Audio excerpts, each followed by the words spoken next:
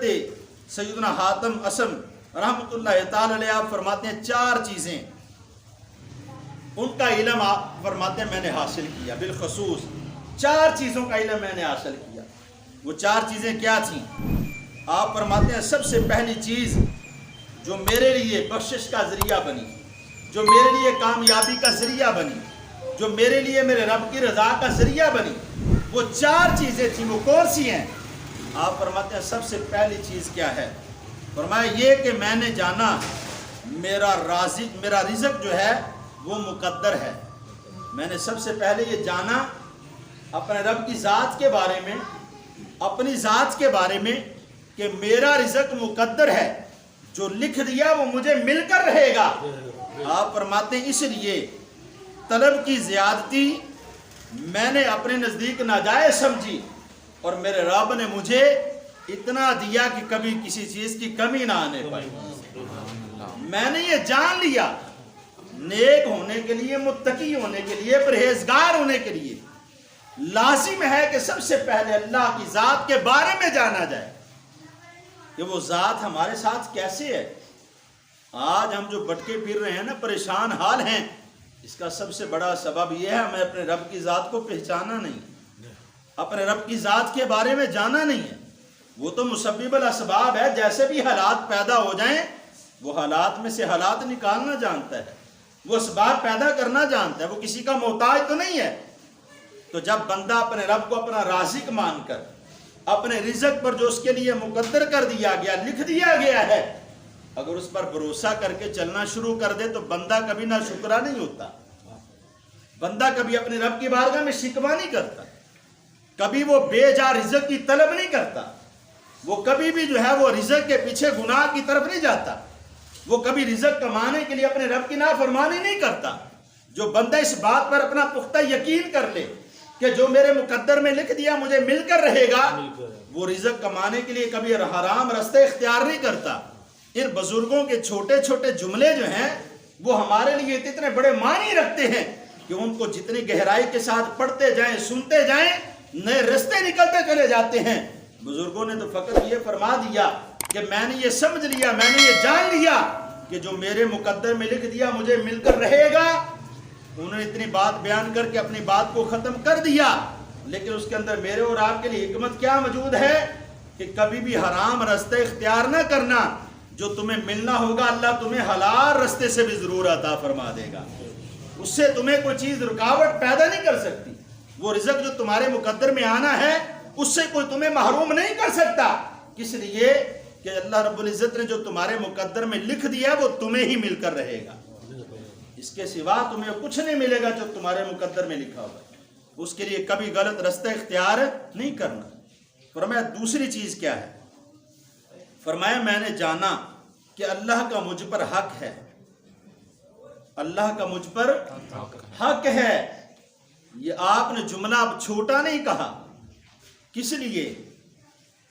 جب کوئی بندہ کسی مالک کے ہاں نوکری کرتا ہے نا، کسی کے دفتر میں کام کرتا ہے، کسی کی فیکٹری میں کام کرتا ہے، کسی کے کھیتوں میں کام کرتا ہے، کسی نے ملازم رکھا ہو، تو کوئی اس ملازم کو آ کر کہے نا کہ تو سارا دن ہی پٹھے پاندہ رہنا ہے، سارا دن تو پیلیاں چی لگا رہنا، مجھے نماندہ رہنا، سارا دن یہ کام کرنا ہے۔ یا کسی فیکٹری میں جا کر کو کہے سارا دن تم محنت کرتے ہو، مشقت کرتے ہو، سارا دن ہی لگے رہتے ہو، کبھی بیٹھ بھی جایا کرو، تو وہ کیا کہتا ہے کہ نہیں یہ میرے مالک کا مجھ پر حق ہے، جس نے مجھے رکھا ہوا ہے نا، جس فیکٹری کا آنر ہے، جو اس کا مالک ہے، یا اس ڈیرے کا جو مالک ہے، اس کا مجھ پر حق ہے، وہ مجھے پیسے دیتا ہے، وہ مجھے تنخواہ دیتا ہے، معاوضہ دیتا ہے اس کے بدلے میں، تو میرا یہ حق بنتا ہے میں اس کی ڈیوٹی پوری کروں۔ تو فرمایا میں نے یہ جانا کہ میرے رب کا مجھ پر حق ہے، اور جو میرے سوا کوئی ادا نہیں کر سکتا۔ فرمایا میرے اللہ کا مجھ پر حق ہے، میں نے اس کے حق کو پہچانا، اور جو اس کا مجھ پر حق ہے وہ میرے سوا کوئی اور ادا نہیں کر سکتا۔ وہ کس لیے؟ نماز مجھ پر فرض ہے، کیا میرا بیٹا میری طرف سے پڑھ سکتا ہے؟ بولے ذرا، نہیں نہ پڑھ سکتا۔ اگر حج مجھ پر فرض ہے، کیا میرا بیٹا میری طرف سے کر سکتا ہے؟ نہیں۔ اگر میں نے نہیں کیا جواب دے میں ہوں۔ زکوٰۃ مجھ پر فرض ہے تو میں نے ادا کرنی ہے، روزہ مجھ پر فرض ہے تو میں نے رکھنا ہے، اگر بغیر کسی عذر کے نہ رکھوں گا تو اللہ کی بارگاہ میں مجرم ہوں، اگر نماز نہ پڑھوں گا تو اللہ کی بارگاہ میں مجرم ہوں۔ تو فرمایا میں نے سب سے پہلے یہ جانا کہ میرے رب کا مجھ پر حق ہے اور اس حق کو میرے سوا کوئی ادا نہیں کر سکتا، تو اس لیے میں لگ گیا اس کے کاموں میں جس میں وہ راضی تھا، اس لیے میں لگ گیا ان کاموں میں جس میں وہ راضی تھا، جس میں اس کی رضا شامل تھی۔ کس لیے؟ کہ میرے حق کو میرے رب کی بارگاہ میں میرے سوا کوئی ادا نہیں کر سکتا، تو جو اس کا حق ہے میں اس کو خود ہی ادا کرتا ہوں کہ 5 وقت نماز مجھ پر فرض ہے تو میں ہی پڑھ کر اس کی بارگاہ میں شکر ادا کر لیتا ہوں۔ تو حضرات محترم، ہم نے بھی اپنا حق کبھی پہچانا نہیں ہے، اپنے رب کے حق کو بھی پہچانا نہیں ہے۔ ہم اپنے حق کی بات تو کرتے ہیں، یا اللہ میرے مقدرہ جو دکھی رہ گئے نے، کیا کبھی تم نے یہ بھی سوچا کہ تیرے مقدر میں تو اللہ نے نماز بھی لکھی ہوئی ہے؟ تم دکان پر بیٹھے رہو، فیکٹری میں بیٹھے رہو، کارخانے میں بیٹھے رہو، کھیتوں میں بیٹھے رہو، اذان ہوتی ہے تو مسجد کی طرف نہیں آتا، تو اگر تو اس کا حق ادا نہیں کر رہا تو گلہ کرنا کیسا بنتا ہے؟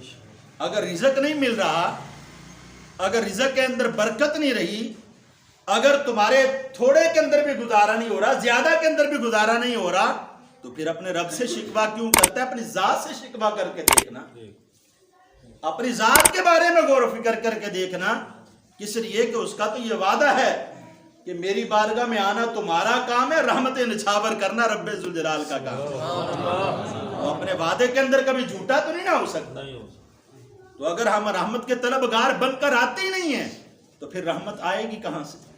تو فرمایا میں نے یہ دوسرے نمبر پر جانا کہ میرے اللہ کا مجھ پر حق ہے اور میں نے ہی ادا کرنا ہے، میرے سوا کوئی اس کو ادا نہیں کر سکتا۔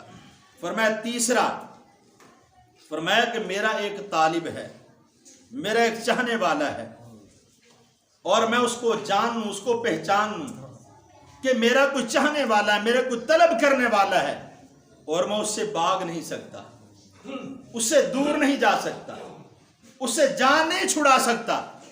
فرمایا میرا طالب کون ہے؟ فرمایا وہ میری موت ہے، وہ میری موت ہے جو ہر لمحہ میری طلب کرتی ہے، مجھے یاد کرتی ہے، میری موت مجھے ہر لمحہ پکارتی رہتی ہے۔ فرمایا وہ ہر لمحہ میری طلب کے اندر ہے۔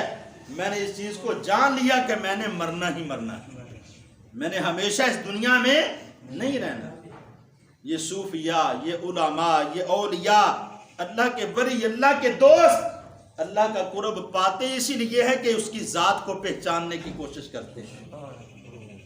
یہ جتنی باتیں ان کے اندر حکمتیں کتنی موجود ہیں۔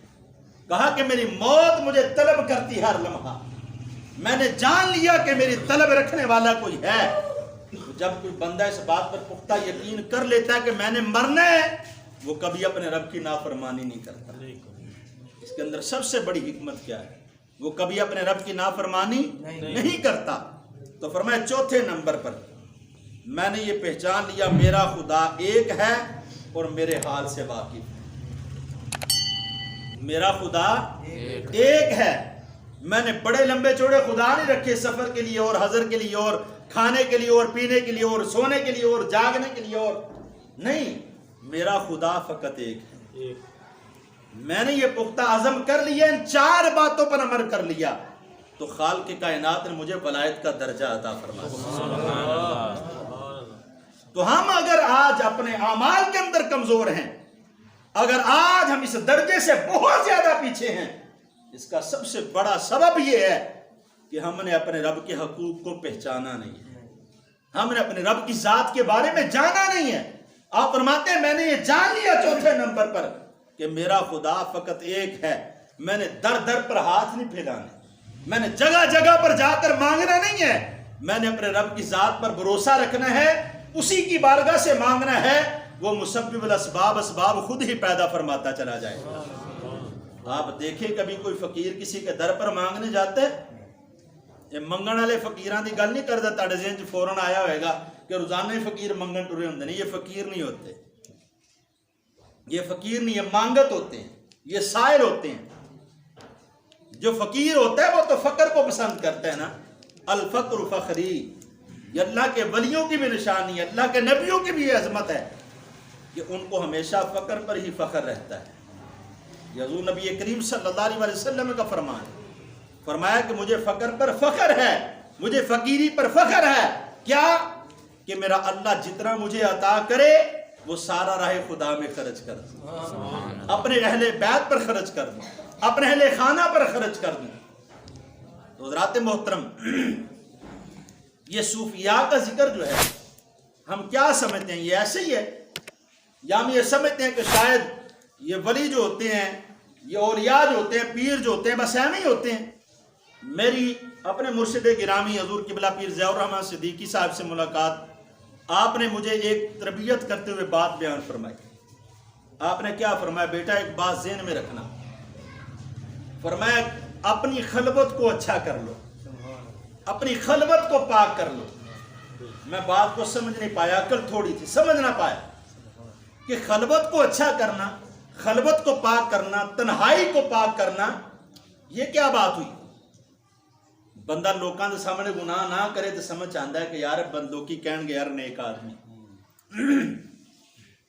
چاہیے تے نا بندہ عام بھی گناہ نہ کرے, لوکاں دے سامنے نافرمانیاں نہ کرے, بدعمالی نہ کرے, بد نگاہی نہ کرے, بد تہذیب نہ ہوئے.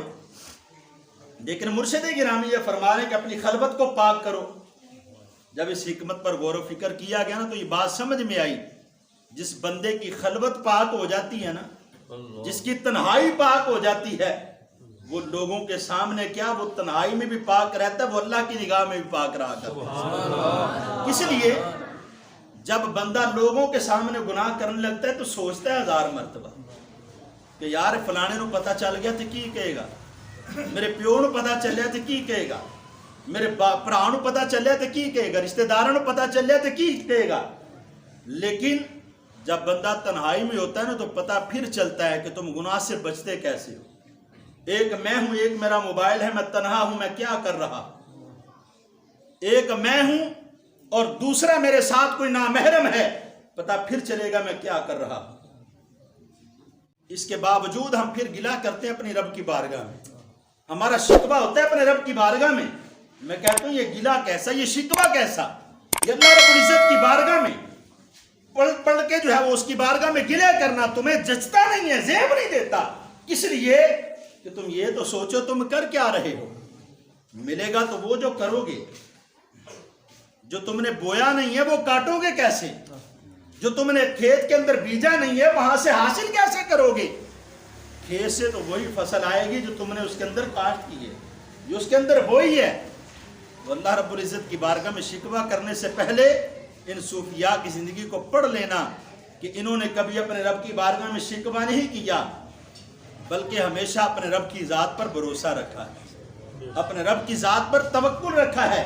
کس لیے کہ کوئی اور اسباب پیدا کرے یا نہ کرے, وہ تو اسباب ضرور پیدا کرتا ہے. وہ اللہ رب العزت تو ہے جو کبھی بھی اپنے بندے کو تنہا نہیں چھوڑتا. حضرات محترم, اس لیے حضور فیض عالم کی بارگاہ میں بھی جو ہم حاضری کے لیے جاتے ہیں, عقیدت کے ساتھ جاتے ہیں, تو ہم ان کی بارگاہ میں اسی لیے حاضر ہوتے ہیں کہ ان بزرگ ہستیوں کی بارگاہ سے جو ہمیں فیض نصیب ہوتا ہے وہ یہی نصیب ہوتا ہے کہ ان کو دیکھو, ان کی زندگی کو دیکھو, ان کے حالات کو دیکھو کہ یہ لوگ دنیا کے اندر بھی کامیاب تھے, قبر کے اندر بھی کامیاب ہیں, اور اللہ ان کو حشر کے اندر بھی کامیاب فرمائے گا, کامیاب لوگوں میں اٹھائے گا. کس لیے کہ انہوں نے اپنے رب کی ذات پر بھروسہ رکھا. تو آپ کے مرشد گرامی نے بھی آپ کو آخری جو وصیت فرمائی وہ یہی وصیت فرمائی کہ بیٹا اپنے رب پر بھروسہ رکھنا, حالات جیسے بھی آ جائیں اپنے رب کی ذات پر بھروسہ رکھنا, وہ مسبب الاسباب ضرور اسباب پیدا فرما دے گا. حضرات محترم, دعا ہے اللہ رب العزت کی بارگاہ میں کہ خالق کائنات ہمیں ان بزرگوں کی تعلیمات کو اپنا کر زندگی بسر کرنے کی توفیق عطا فرمائے. وآخر دعوانا الحمدللہ رب العالمین.